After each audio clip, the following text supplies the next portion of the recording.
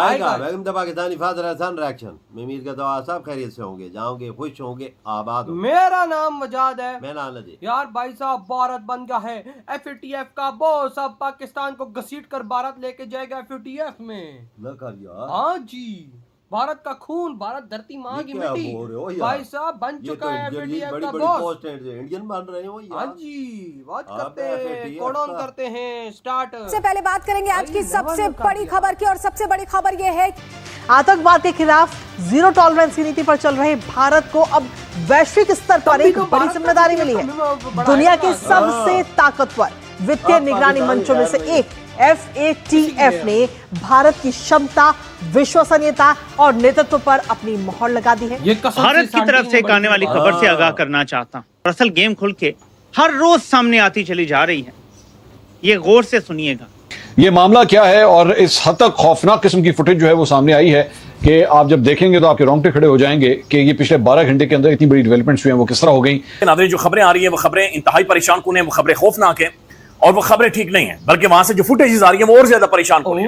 तो क्यों, वो मैं आपको आगे चल के बताऊंगा। सबसे पहले वो हुआ है जो तारीख में कभी नहीं हुआ है। फाइनेंशियल एक्शन टास्क फोर्स यानी FATF पेरिस में आयोजित प्लेनरी बैठक में भारत सरकार के वरिष्ठ अधिकारी और सांस्कृतिक मंत्रालय के मौजूदा सचिव विवेक अग्रवाल को साल 2026-27 के लिए FATF का अगला उपाध्यक्ष यानी कि वाइस प्रेसिडेंट चुन लिया गया है। FATF जैसे इदारे को हल्का लेना अपने पांव पर कुल्हाड़ी मारने के बराबर। अब बात असल ये है नहीं किया है हमने कि सीरियस टॉक्स हो, तो फिर मैं समझता हूँ कि बहुत मुश्किल है कि हम ये लिस्ट से कभी निकलेंगे। इसलिए हिंदुस्तान की तो दबाव, पूरा दबाव है, और हिंदुस्तान जैसे आपको पता है एक स्ट्रेटेजिक पार्टनर है यूनाइटेड स्टेट्स का, एक एलाई है। उन्होंने कमिट किया है कि हम जंग साथ लड़ेंगे अगर जंग हुआ। अब पेरिस से आई इस खबर ने यह साफ कर दिया है कि भारत सिर्फ आर्थिक ताकत ही नहीं बल्कि वित्तीय अपराध और आतंक के नेटवर्क पर नकेल कसने की लड़ाई में भी भारत आज अग्रिम पंक्ति में खड़ा हुआ है। आप इंडियन प्राइम मिनिस्टर को देखिए, आप Indian national security advisor Ajit Kumar Doval को देखिए, ये दोनों किरदार पूरी दुनिया में, एक दिन के लिए आपको इंडिया में कहीं सुकून से बैठा हुआ मोदी नजर नहीं आता। कभी सऊदी अरब पहुंचा है, कहीं साउथ अफ्रीका पहुंचा है, कभी चाइना, कभी अमेरिका, कभी ईरान, कभी काबुल, कभी अफगानिस्तान। दुनिया का कोई जगह नहीं है जहां वो ट्रैवल करके पाकिस्तान को आइसोलेट ना कर रहा हो। पाकिस्तान बड़ा डरता है फाइनेंशियल एक्शन टास्क फोर्स के ऊपर, और पाकिस्तान के ऊपर वैसे भी FATF के जब भी ये रिव्यूज होते हैं तो कंट्री में हमेशा एक वो रहता है कि भैया वो अब बैंड बजेगी, अब पता नहीं क्या मांगेंगे हमसे, क्योंकि FATF काम करता है IMF के साथ, और IMF जब तक उसको लोन क्लियर नहीं करेगा जब तक वो कुछ चीजों को माने ना। India has been part of FATF since 2010, so this is a major milestone in terms of India's position against terrorism. Obviously, we have seen that India has a position itself as zero tolerance against terrorism, so this is a major milestone in terms of that. कल साहब ये बताएं कि वो India के एक अभी भारत पहले का यूनियन कल्चर सेक्रेटरी हैं विवेक अग्रवाल साहब, वो FATF के वाइस प्रेसिडेंट बन गए हैं। तो ये कहा जा रहा है कि शायद जी पाकिस्तान के ऊपर सैंक्शंस लगाएं जी, ये करें जी, वो करें जी। ये क्या इंडिया को शौक है पाकिस्तान पे सैंक्शंस लगाने का या ये करने का, ये क्या चाम है? अब आप जो गोरख धंधा आपने करने की कोशिश करते हैं वो तो आपको नहीं लगता कि बड़ा पुराना हो चुका हुआ है?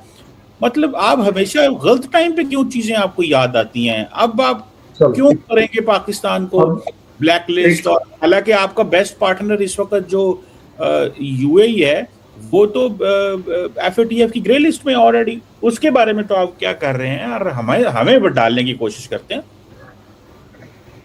मतलब आजकल UAE आपको खराब लगने लगा क्योंकि इस बेचारे ने अपने पैसे आपसे वापस ले लिए हैं। वो $3 मिलियन इतने ज्यादा महंगे पड़ गए आपको कि अब वो अच्छा नहीं लग रहा। जब आप उसकी रोटियों पर पल रहे थे, कम से कम उसका एहसान तो माना जा सकता है।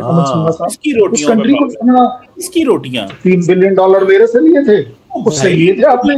लोग कर्जा लेते हैं, एक होती है कर्जा लेते हैं।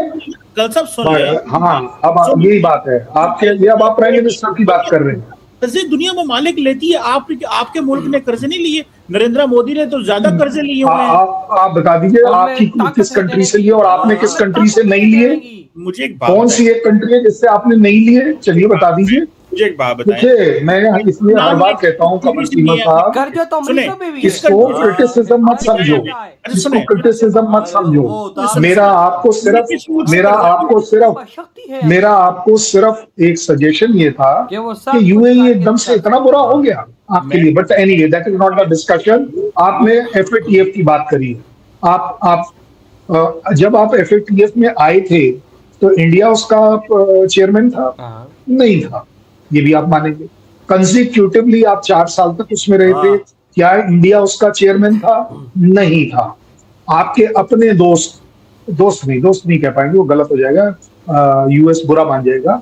आपके अपने माई बाप के होते हुए आप उस एफएटीएफ में गए थे। अब आगे बात इंडिया की। मैं कर्नल शैलेंद्र सिंह आपके शो पर कमर चीमा को गारंटी दे रहा हूं, टेररिज्म से रिलेटेड कोई टेरर फंडिंग मत करिए, आप कभी इस लिस्ट में नहीं आए।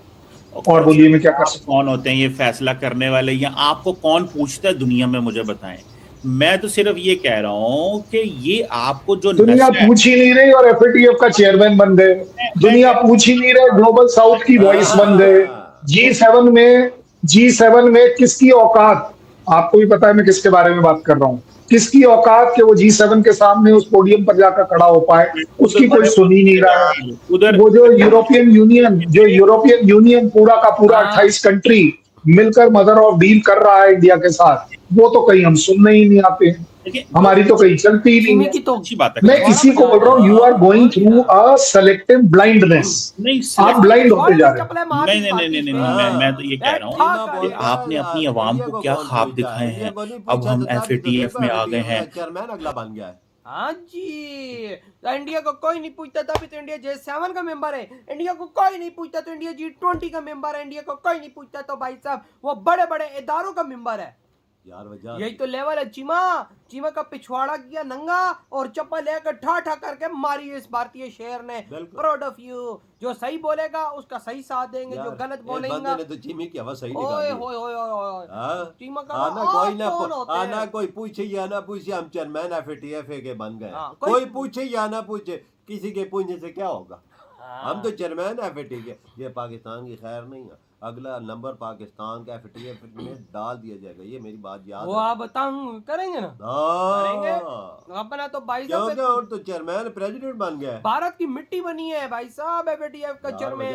भारत का खून बना है, भारत का जिगरा बना है, भारत का शेर बना है। वो शेर जब दौड़ेगा तो हम बिगी बिल्ली की तरह कहीं यहाँ भागेंगे, कहीं वहाँ भागेंगे। देखो तू दुनिया में देख ले, बड़े बड़े अदारे हैं, बड़े बड़े बैंक हैं, जितने बड़ी बड़ी कंपनियों तो सारे इंडियन बैठ गए। एफएटीएफ की कुर्सी खाली थी, उधर भी इंडियन बैठ गया। ये देख ले क्या बना हुआ है। कोई पूछता है इंडिया को, कोई नहीं पूछता। इंडिया को क्यों नहीं पूछता कि सारे जो बड़ी बड़ी कंपनी है सारे सीईओ बैठे हुए हैं। पाकिस्तान को सब पूछते हैं तो भाई साहब हमारा कहाँ पर है नाम, जरा बताओ किधर है? यार हमारा नाम किधर देखो आता? हमारा नाम उधर आता है जिधर भीख मांगते हम पकड़े जाएंगे, उधर हमारा नाम आएगा। देखो बात सीधी सी करनी चाहिए। ईरान अमेरिका की जंगबंदी में वाकया में पाकिस्तान का किरदार रहा है। बिल्कुल, कतर और पाकिस्तान ने हक अदा किया है। ये बात बोलना है। देखो जो बात सच है उसको सच बोलेंगे, जो बात झूठ है उसको झूठ ही हम बोलेंगे। तो पाकिस्तान ने वाकई में उधर अच्छा किरदार अदा किया, लेकिन इन चीजों से कभी भी पाकिस्तान आगे नहीं जा सकता। बिल्कुल। इन चीजों से हम भिखारी के भिखारी रहेंगे जब तक हमारी इकॉनमी डंडे के जोर पे नहीं होगी। आज भारत की इकॉनमी